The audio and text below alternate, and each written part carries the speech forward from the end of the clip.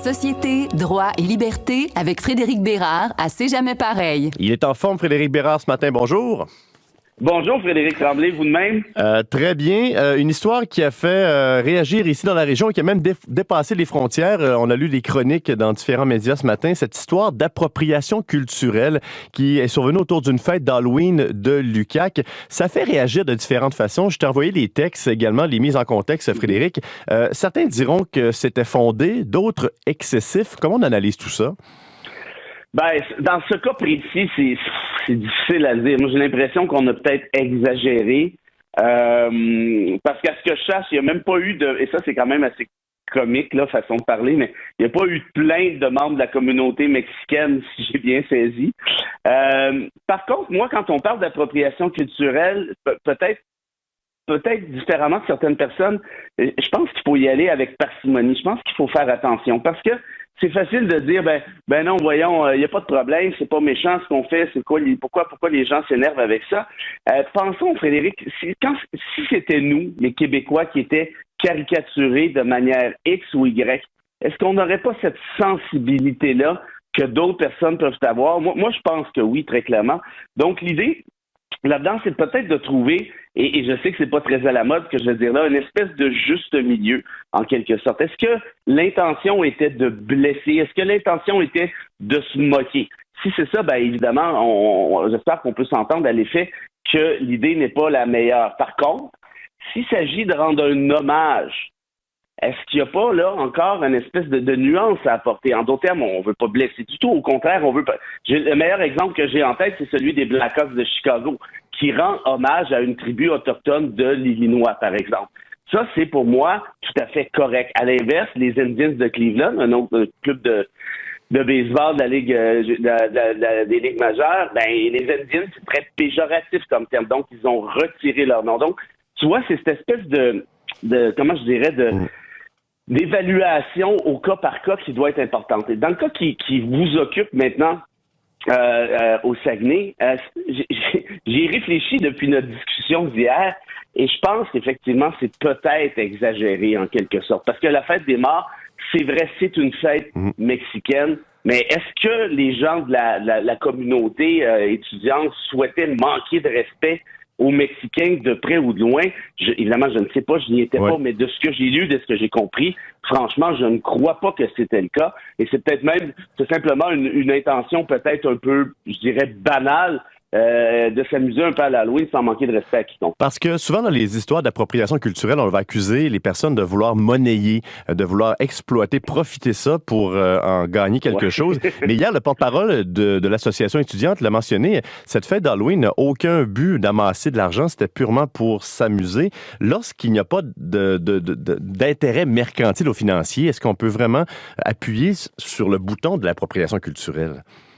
Ben, en fait, même si c'est à titre bénévole, si je peux dire, il peut y avoir un manque de respect.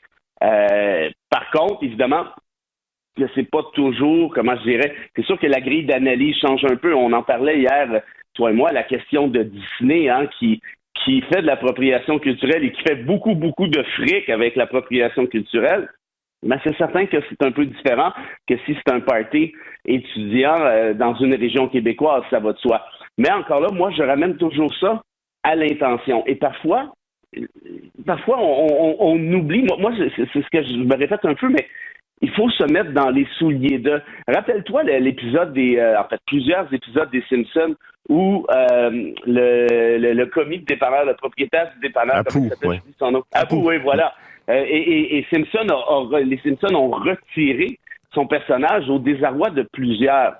Et je comprends le désarroi en question.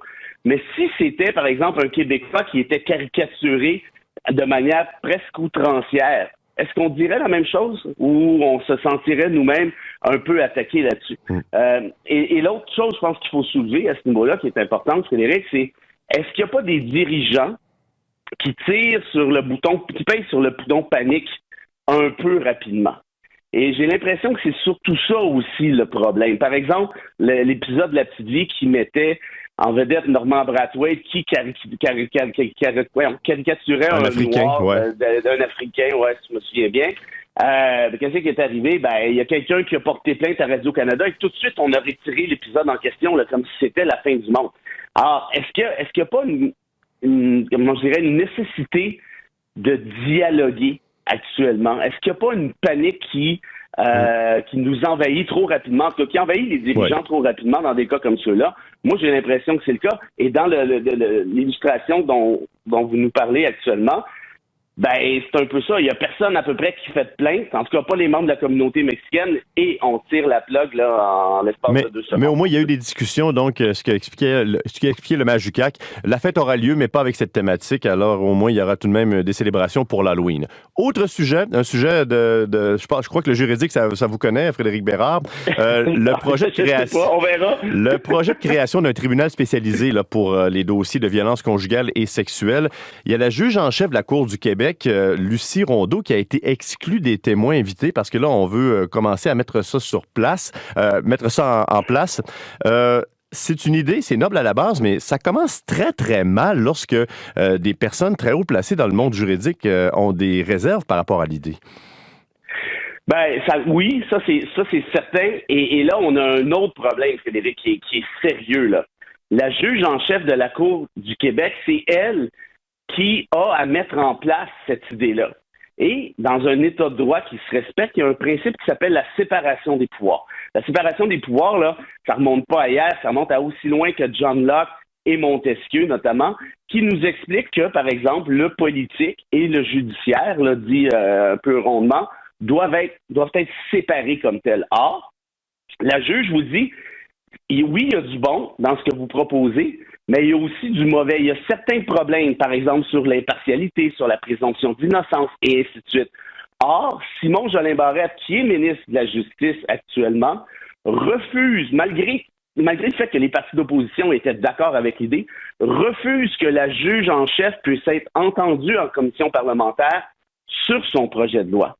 Ça, c'est un accroc, Frédéric. J'ai cherché là, dans mes archives personnelles là, et dans ma mémoire surtout, je n'ai aucun exemple similaire où un ministre de la Justice refuse d'entendre les explications, les critiques, les commentaires d'une juge en chef.